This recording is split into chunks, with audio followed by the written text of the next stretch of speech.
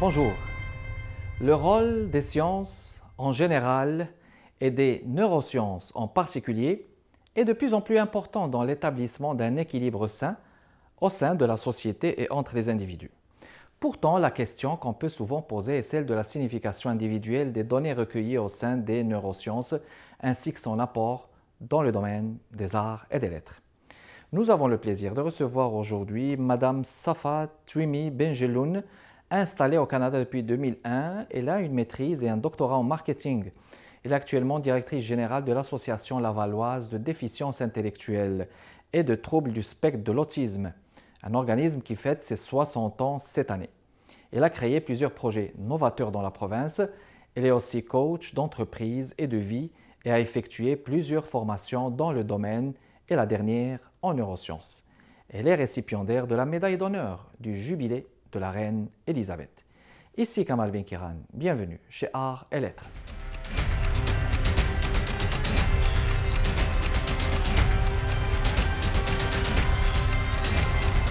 Safa, bonjour. Bonjour. Je te souhaite la bienvenue chez Arts et Lettres, un plaisir de t'accueillir. Un très beau parcours. On va commencer d'abord peut-être par le milieu, si vous le permettez, parce que vous avez une maîtrise, un bac en marketing, vous avez travaillé, vous avez innové dans beaucoup d'organismes. Oui.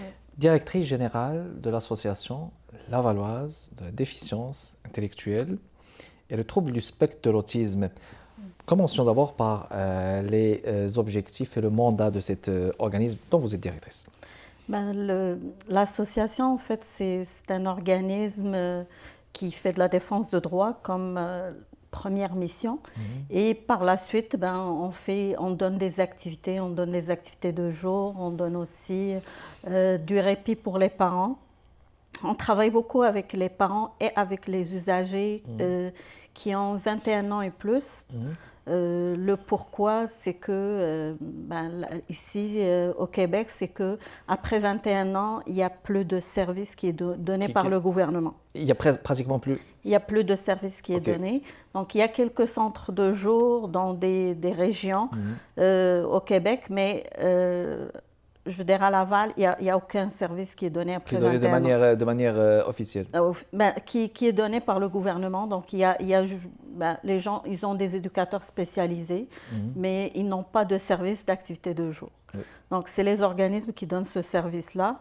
On a développé la banque alimentaire aussi pour des personnes qui vivent en appartement, qui ont des spécificités. On a aussi une ressource qui était novatrice parce que c'est la première fois qu'on a créé ce genre de ressources. C'est des gens qui restent chez leurs parents, mais qui viennent une semaine tous les 4 semaines. OK, tous les 4 semaines, OK. Donc, le but, c'est d'apprendre à faire de la distanciation et aussi, c'est aussi apprendre à ces jeunes-là d'être plus autonomes et bien sûr de pouvoir quand même baisser le temps d'attente des ressources qui est de 4 ans de 4 ans, hein? Oui, de liste d'attente. Mais je veux dire, est-ce que vous recevez des subventions de manière régulière, annuelle, trimestrielle? Comment ça se passe?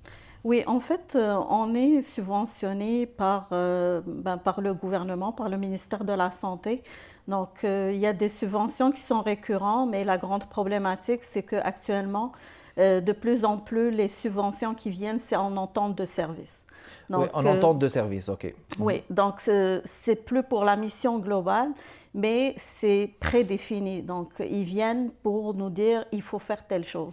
D'accord. C'est ça. Donc, ça, malheureusement, c'est la nouveauté. Oui. Parce que ça ne nous permet pas de garder nos autres activités quand même à jour. Oui. Et on est obligé toujours de créer des nouvelles choses. Oui, mais vous faites de très belles choses. Je me rappelle de cette activité dont vous devez vous rappeler sûrement.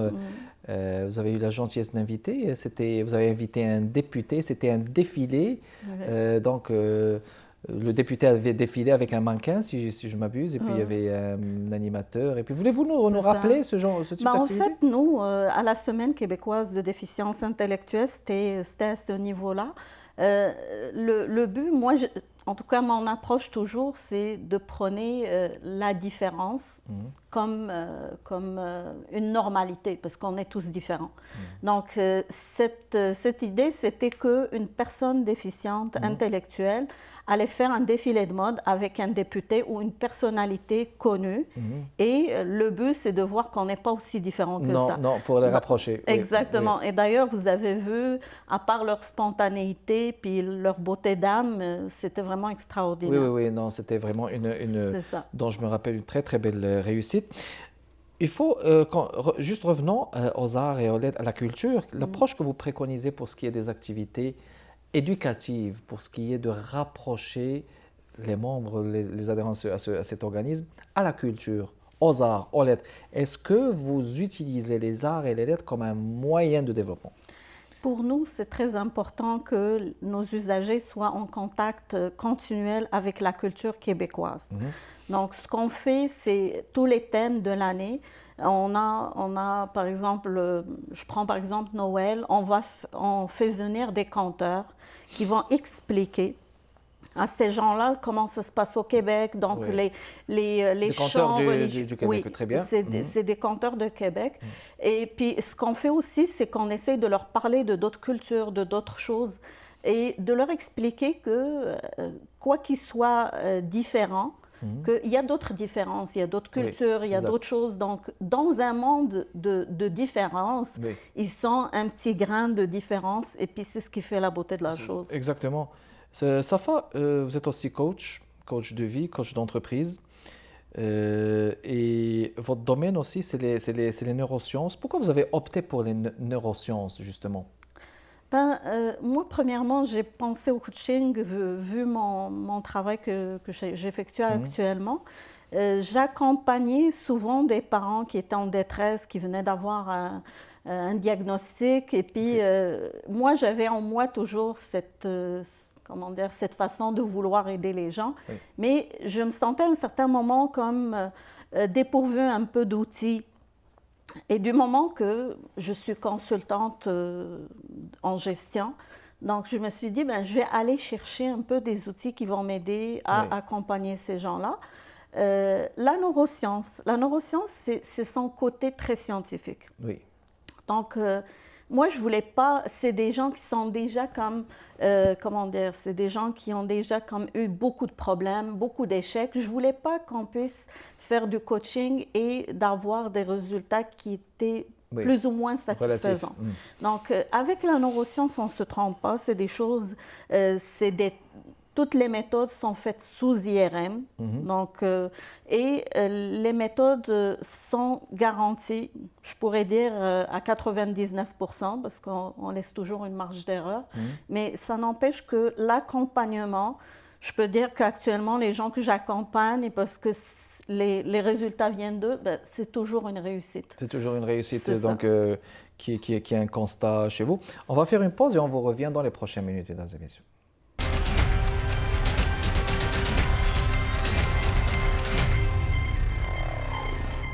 De retour, mesdames et messieurs, dans le cadre de Art et Lettres avec notre invité Safa Twimi Benjeloun. Safa, en parlant justement de neurosciences, ça serait toujours intéressant de voir aussi l'approche par rapport aux arts, aux lettres. Mais dans un premier temps, moi, il y a une question qui m'interpelle, par exemple. Il y a des maladies, par exemple, comme le Parkinson, qui vient, par exemple, à la fin de la vie. Parkinson, peut-être qui est une maladie peut-être causée par une perte de neurones. Hein? C'est une maladie dégénérative. Dégénérative, peut-être l'Alzheimer aussi. Hein? Oui. Comment interviennent les neurosciences à cela par rapport à ces maladies? Ce qui est intéressant, par exemple, les neurosciences viennent chercher, c'est sûr que je peux dire que on est dans un ère de nouvelles technologies. Et avec la neuroscience, donc, on va aller chercher un peu plus d'où est-ce que ça peut intervenir, ces maladies-là. Donc, et aussi, ce qui est intéressant, c'est de savoir comment qu'on puisse travailler avec nos neurones pour ne pas arriver, par exemple, à avoir des maladies comme ça. Donc, dans la neuroscience, ce qu'on a trouvé, c'est que même à 90 ans, à 100 ans, on peut toujours régénérer. Donc, avec la lecture, d'ailleurs, lire des livres, Juste lire, c'est un moyen très, très important pour garder notre cerveau vraiment à l'affût et puis pour qu'on régénère aussi et pour que nos pistes neuronales restent quand même très, très à l'affût de ce qui se passe. Oui. Donc, les lettres et les arts, quand on parle d'art aussi, que ce soit la peinture, que ce soit toutes sortes d'art, c'est tout ça qui nous fait, comment dire, qui nous garde jeunes parce que c'est une régénérescence complète. De notre physique. Justement, c'était ma question, ce que peut apporter les neurosciences dans les arts et les lettres. Donc, il y a la lecture aussi. Mais est-ce que, par exemple, est-ce qu'on préconise les gens qui travaillent dans ce domaine, est-ce que vous préconisez des tests précis, des exercices précis, mis à part la lecture, ou des questions à choix multiples? Comment ça se passe? C'est sûr que, par exemple, dans ce qu'on a fait comme développement personnel, je vais parler des... c'est ça. Pour les coachs de vie, c'est généralement exactement ça. Donc, pour le développement personnel en neurosciences, quand on accompagne, par exemple, une personne, parce que, comme vous savez, le coaching, c'est un accompagnement, ce qui est dans la neuroscience, c'est de pouvoir aider la personne et suivre son rythme. Okay. Donc, du moment qu'on est différent et que nos cerveaux aussi, ils sont bien sûr différents, mais qu'on a un rythme différent. Okay. Donc, la neuroscience vient aider la personne à évoluer, parce que c'est un changement, mais c'est une évolution. Mais la neuroscience, elle vient l'aider à évoluer, mais à son rythme. Contrairement à d'autres méthodes, il y a une méthode qu'on va utiliser qui est très pragmatique, alors que la neuroscience, elle est capable d'avoir des bugs, des bugs dans le cerveau. Des fois, la personne, elle n'est pas capable. On est capable d'arrêter là, de chercher d'autres chemins ou de contourner pour arriver. Oui. Et justement, pour les artistes, les peintres, les auteurs, vous savez que c'est toujours la question de la créativité qui n'est pas maintenue. On peut avoir un blanc durant sa vie, on peut avoir une année, on n'écrit pas, on ne peint pas, on ne fait pas ce qu'on aime comme... Est-ce que vous pensez que le fait de lire ou de faire ces tests peut participer au maintien de la créativité, l'intensification de la créativité? Ce qu'on a remarqué dans la neuroscience, par exemple, au niveau de la créativité, c'est vraiment toute la relation qu'on a avec la nature. Okay. Par exemple, quand on fait des retraites de fin de semaine, où on est vraiment juste avec la nature, pas de téléphone, pas de télévision. De connecter. Exactement, d'avoir vraiment, de respirer, d'être en contemplation, mais à 100%. Donc, la neuroscience a démontré que ça aide énormément au niveau de la créativité. Donc, ces choses-là, c'est des choses peut-être qu'on savait, mais maintenant qu'on est sûr. Donc, il y a maintenant des méthodes comme, par exemple, aller s'asseoir devant la mer. Oui. Donc, des choses qu'on se disait, ça nous fait du bien, mais marcher, il y a plus... marcher, la marche. La marche est exceptionnelle au niveau de reconstituer tout notre système neuronal. Les neurones du cerveau, ils se rajeunissent même, se rafraîchissent. La créativité en marchant, c'est un moyen très, très fort. Quand on marche, bien sûr, quand on marche sans notre iPhone, bien sûr. Oui, mais ça, c'est devenu la norme. Exactement. Donc, quand on marche et qu'on se laisse vraiment aller, c'est vraiment un très bon moyen. Très recommandé. Oui. Très recommandé aussi par beaucoup de médecins. Safa, une question comme ça, peut-être bien que les gens qui étudient aussi sont capables de contrôler les gens par des procédés. On ne sait jamais. Juste savoir, est-ce qu'il y a une nuance, une différence qu'on peut faire entre tout ce qui est neurosciences et l'hypnose? Il y a une partie dans la neuroscience qu'on utilise l'hypnose. Donc, parmi les choses qu'on utilise, c'est sûr que ce que je vais vous dire maintenant, c'est important. Il y a une éthique très, très importante au niveau de la confidentialité. On a des contrats avec notre clientèle. Donc, même si les gens... Premièrement, pour faire de l'hypnose, la personne est d'accord, elle donne son accord, elle travaille avec nous pour arriver à cet état d'hypnose.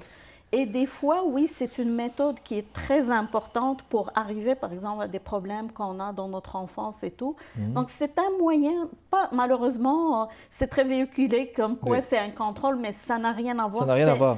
C'est une méthode curative. Oui. Donc, et dans l'hypnose, par exemple, on reste quand même éveillé. C'est pas comme on voit dans la télé, par exemple. Oui, mais ça, c'est juste... Ben, on a l'impression que c'est de la magie, mais c'est du sensationnalisme, du spectacle. Ça, c'est ça. Ça n'a rien à C'est voir du avec la spectacle, hein. réalité. C'est du spectacle. Il y a la possibilité de faire ça. Oui. Il y a des gens qui sont capables de travailler avec l'énergie, qui sont capables de faire ça, mais ça n'empêche que nous, on ne travaille pas avec ce genre de méthode. Oui, c'est quand même des recherches assez poussées avec ça. Oui. On va faire une pause et on vous revient dans les prochaines minutes, mesdames et messieurs.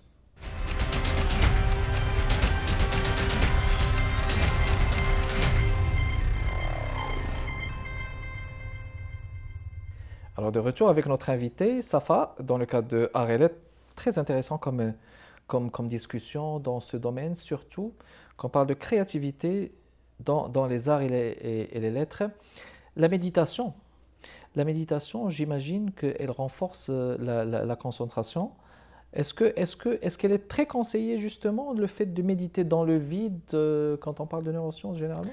Mais la méditation, c'est sûr, c'est un peu un parallèle avec les prières traditionnelles que les bouddhistes faisaient avant ou dans d'autres religions idylliques qu'on fait. La méditation, c'est en fait un retour vers soi, c'est une connexion par rapport à une énergie. Okay. Donc, quand on parle de neurosciences, c'est sûr qu'actuellement, comme je vous dis, ce qui est intéressant dans la neuroscience, c'est qu'on voit qu'on avait des observations, qu'avec la neuroscience, on vient comme, comment dire, comme on prend cet exemple, on dit est-ce que ça marche ou ça ne marche pas. Donc avec la méditation, effectivement, ou la prière, parce que c'est une forme de méditation, on a trouvé qu'effectivement, le cerveau se régénère. Donc la méditation reste un moyen très très important pour notre cerveau parce qu'on a besoin de temps de pause. On a besoin vraiment que notre énergie puisse baisser à un certain moment de la journée. Très bien. Moi, il y a des psychologues que j'aime beaucoup. Boris Cyrulnik, des gens comme ça, vous voyez, c'est des gens qu'il faut écouter. Vu leurs recherches, vu leur façon aussi de parler psychologie en général. Le rôle de la psychologie, elle est reliée définitivement avec... Il y a une très grande révolte des personnes qui travaillent en neurosciences par rapport à tout ce qui est psychologique. Actuellement, il y a beaucoup de psychologues qui se sont reconvertis en coach en neurosciences. D'ailleurs, on a David Lefrançois qui est parmi les meilleurs actuellement, qui était, parce qu'il n'aime pas beaucoup qu'on dise qu'il est psychologue.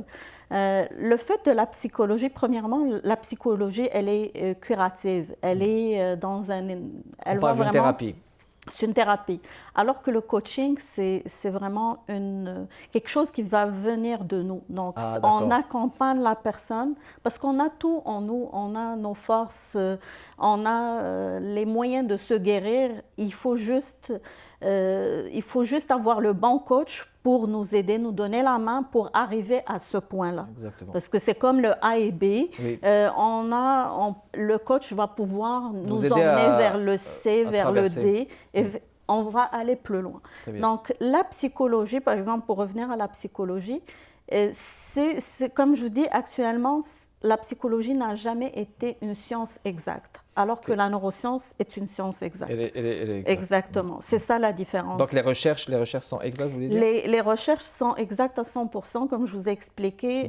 Toutes les méthodes qui se font sous IRM. Donc, on est capable de savoir quelle partie du cerveau on va toucher. Et on est capable de connaître c'est quoi la réaction que la personne va avoir. D'accord, mais là, ça me ramène vers cette question inévitable qui est celle de l'éthique et la relation entre les neurosciences et le droit. Parce qu'il y a des gens qui disent que, bon, peut-être pour la neuroscience, on formule des hypothèses. Là, vous êtes en train de dire qu'on touche certaines parties. Donc, on a des résultats qui sont comme vrais, authentiques à 100%. Et par contre, le droit, on manifeste le volet éthique et le volet professionnel et le volet juridique qui fait que parfois, il y a des gens qui disent, bon, il y a des données, donnez-les-nous. Qu'est-ce que vous allez faire avec ces données? Est-ce qu'il va y avoir de la manipulation? Quelle est votre lecture de cette relation entre les neurosciences et le droit éthique général? Dans la littérature, je veux dire, de coaching, la première chose qui transparaît, c'est le contrat qu'il y a le coach et le coaché. Okay. Donc, c'est une relation qui est très basée sur la confidentialité et sur son droit à l'accompagnement. Donc, la personne, le coach n'est pas supposé, et je le dis parce que je ne peux pas affirmer à 100%, n'est pas supposé aller travailler des choses que le coaché ne veut pas y aller. Il faut respecter cet accompagnement. Effectivement, il peut y avoir des gens qui peuvent utiliser des choses à l'insu de la personne. Là, on vient quand même, il y a des recours, parce qu'on ne peut pas faire ça, il y a le droit de la personne. Donc, c'est des choses qui sont très claires dans les contrats de coaching, comme quoi la personne, elle donne son autorisation pour être accompagnée à sa mesure. D'accord. Donc, c'est des contrats qui sont clairs avec des... Qu'est-ce qu'il y a, avec des clauses, avec des clauses de confidentialité. Il y a de confidentialité, voilà, oui, et de respect de la vie privée. Avec le contrat est clair au niveau... Ce qu'on va faire avec ces données, c'est ça. Ce qu'on va faire avec... les données, on n'a pas le droit de les utiliser aucunement. Ah, voilà, d'accord. À moins, bien sûr, quand on parle de recherche. Dans les recherches, c'est autre chose. Ça, c'est vraiment des gens qui signent un contrat pour faire de la recherche et pour arriver à des résultats. Ah, okay. Mais dans le cas d'accompagnement, le but n'est pas de faire des recherches. Excellent. Alors, voilà, nos téléspectatrices et téléspectateurs ont remarqué que cette fois, un épisode de Arts et Lettres avec un volet scientifique, une fois n'est pas coutume, il faut sortir un petit peu de ce qui est usagé. Safa, projet d'avenir? Projet d'avenir, je suis en train d'écrire un livre. Oh, bon. Ça, c'est une grande...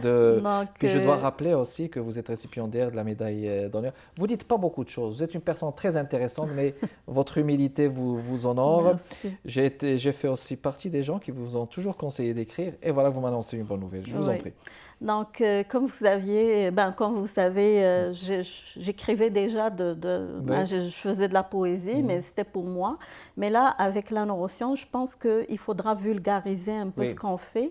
Et j'ai beaucoup d'expérience avec des personnes différentes, quand je dis différentes, que ce soit autisme, des personnes qui ont un handicap ou des personnes immigrantes comme nous, parce qu'on est tous différents. Et je vois, ce que je suis en train d'écrire actuellement, c'est la différence et le rêve. Donc, c'est quoi la relation quand on vient avec un rêve ou on vit avec un rêve? C'est en psychologie? Oui, en psychologie. Et comment qu'on puisse vivre notre différence à travers nos rêves. Excellent. Je te souhaite beaucoup de succès. C'était tout le temps qu'on avait. C'est un plaisir de t'avoir accueilli. Merci. Safa Touimi Benjeloun, merci beaucoup d'avoir répondu présente. Merci beaucoup de votre intérêt continuel, mesdames et messieurs. Kamal Benkiran avec vous. Prenez soin de vous. À la prochaine.